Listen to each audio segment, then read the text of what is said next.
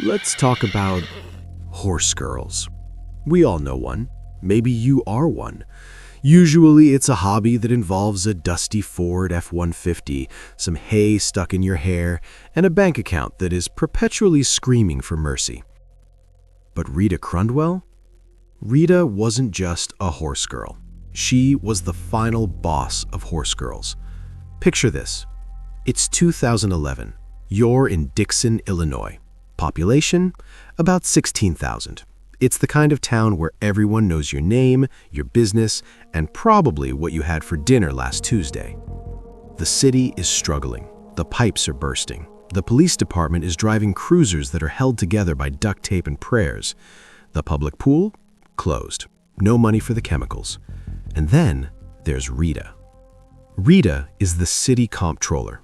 She's been there forever. She's the gray-haired lady in the office who makes $80,000 a year. But when Rita pulls up to the World Championship Quarter Horse Show in Oklahoma City, she isn't pulling a trailer with a rusted hitch. She's rolling in a $2.1 million custom Liberty Coach motorhome. It has satellite TV, marble countertops, and more leather than a biker convention. She owns over 400 world-class horses. She has a ranch that looks like a Bond villain's lair, but for stallions. She's winning every trophy in sight. And the people of Dixon? They're standing in line at the city hall asking why their taxes just went up again. Rita Crundwell didn't have a secret inheritance. She didn't win the lottery. She was simply the most effective, most patient, and most cold-blooded thief in the history of American municipal government. Over 20 years, she stole $53 million. How did she do it?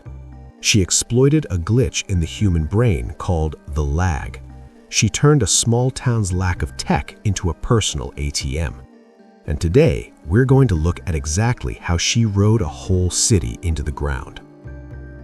To understand how you steal $53 million, you have to understand Dixon, Illinois in the early 90s.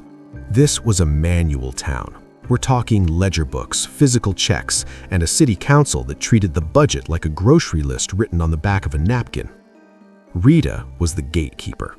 If money moved in Dixon, it moved because Rita pushed a button or signed a line. She was the ultimate trusted employee. In December 1990, Rita decided to perform a little experiment in creative accounting. She went down to the local bank and opened a secret account. She didn't hide it under a fake name like Snake Eyes McGee. No, she was smarter than that. She named it the RSCDA Account. That stands for Reserve Sewer Capital Development Account. Doesn't that sound boring? It sounds like the most tedious bureaucratic account in existence. If you saw that on a bank statement, your eyes would glaze over immediately. That was the point. If you want to hide a body, put it on the second page of Google search results. If you want to hide $50 million, call it Sewer Capital Development. Nobody wants to talk about sewers. Here was the lag Rita exploited. The city's official audits were performed by an outside firm, but those auditors only looked at the accounts Rita told them about. Because the city was so behind the times, so manual, there was no digital flag that popped up to say, hey, there's a secret account over here with the city's tax ID on it. She was the auditor's only source of information.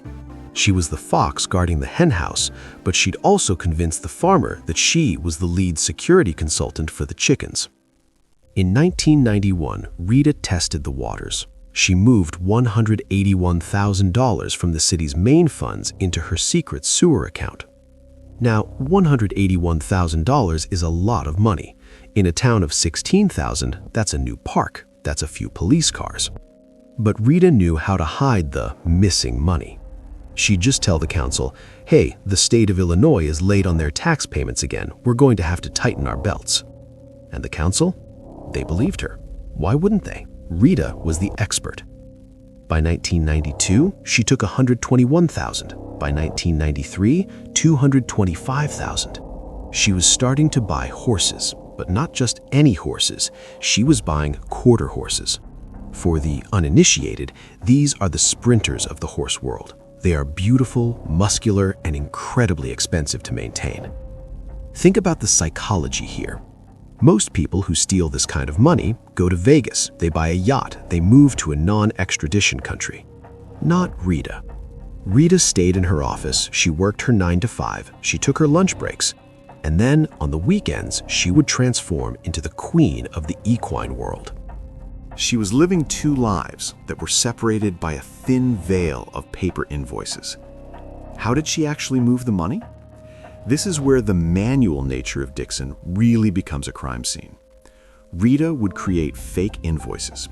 She'd get a piece of paper, type up a professional-looking letterhead that said State of Illinois, and claim that the city owed hundreds of thousands of dollars for infrastructure projects. She would then write a check from the city of Dixon to the treasurer. Now, when you or I see a check made out to the treasurer, we assume it's going to the state government. But Rita would take that check, walk across the street to the bank, and deposit it into her RSCDA account, because she was the treasurer of that secret account. She was literally paying herself and labeling it sewer repair. I've got to give her a little credit. This is some S-tier gaslighting. Where's the money, Rita? Oh, it's in the sewers, Bob. Don't worry about it. It's very dirty down there. You don't want to see the receipts. And Bob would just nod and go back to his coffee. By the mid-2000s, the lag was working in her favor more than ever. The world was going digital, but Dixon was stuck in the mud. Rita was now taking $5 million a year. Let that sink in. $5 million from a town of 16,000. That is roughly $300 per person per year being funneled directly into Rita's horse stalls. She owned a ranch in Dixon. She owned a ranch in Florida. She had a fleet of trucks. She was the American Quarter Horse Association's leading owner year after year after year. At the horse shows, people whispered, "How does a city worker from a tiny town in Illinois have more money than the oil tycoons and the tech giants?" But in the horse world, wealth is expected. People just assumed she was a genius investor, or maybe she had a rich uncle. Nobody wanted to pop the bubble because she was the biggest spender in the industry. She was keeping the whole quarter horse economy afloat with Dixon's tax dollars.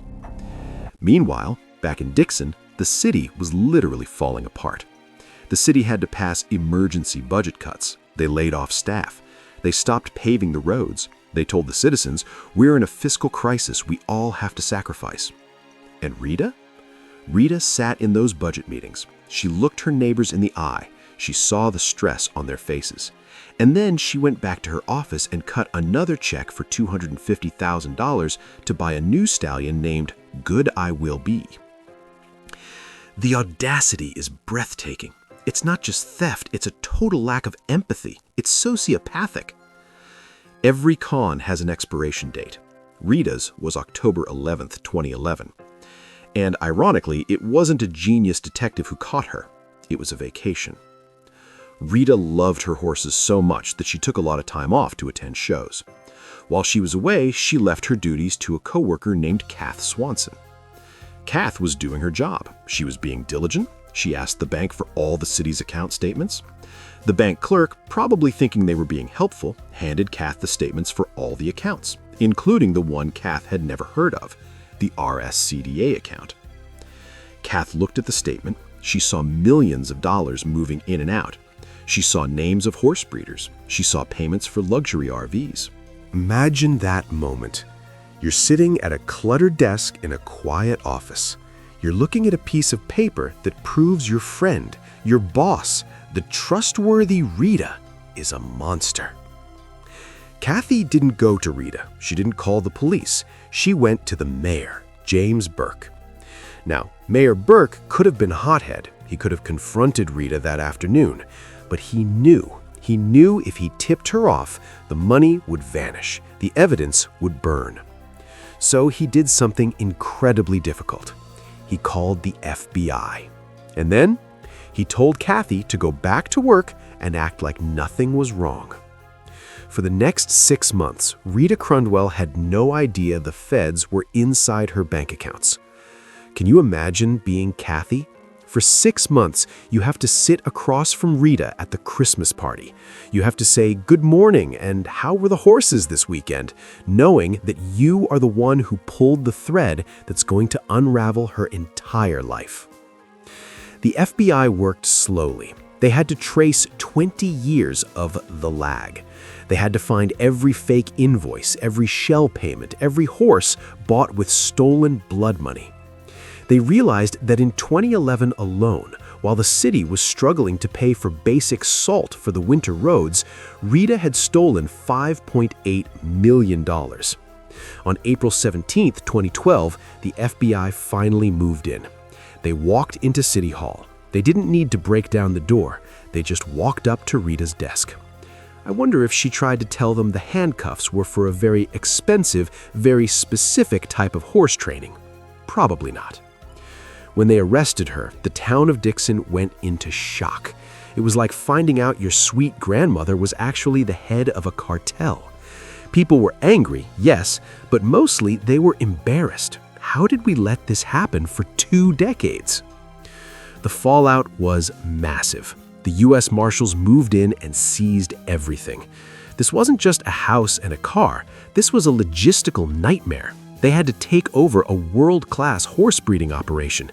They had to feed 400 elite athletes. They had to sell them. The Rita Crundwell auction became a legend in the horse world.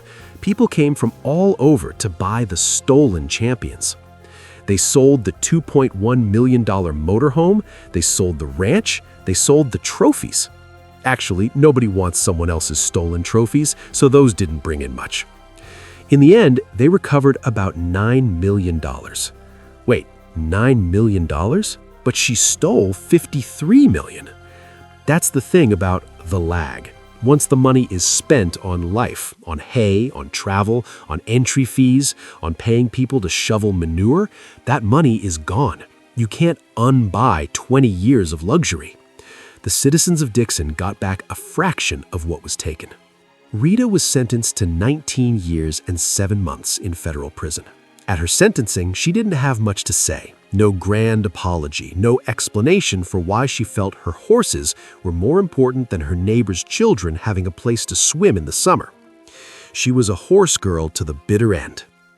She served about 8.5 years before being released to community confinement in 2021, partly due to the COVID-19 pandemic and her good behavior. I guess it's easy to have good behavior in prison when there aren't any world-class stallions to steal for. What are you going to do, embezzle the laundry detergent? So what is the lesson of Rita Crundwell? Is it don't trust your accountant? Maybe. Is it don't name your secret accounts after sewers?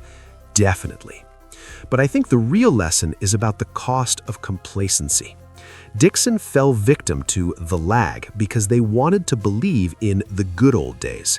They wanted to believe that a handshake and a long history of service were better than a digital audit and a second set of eyes.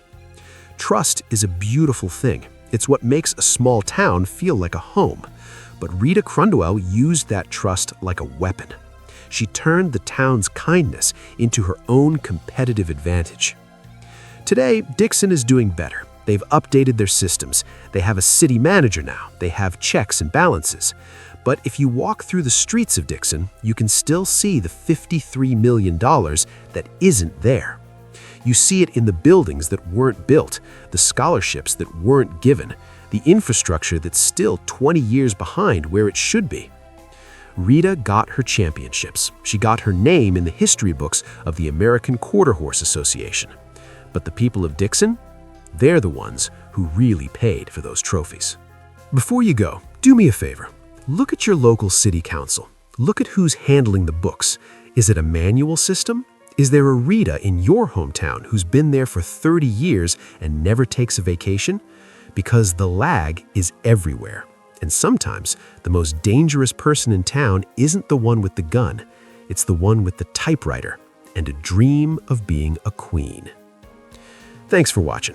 If you want to see more stories about the lag and the bizarre crimes of the digital age, hit that subscribe button. And let me know in the comments, what's the weirdest thing you've ever seen a trusted person get away with? Until next time, stay suspicious.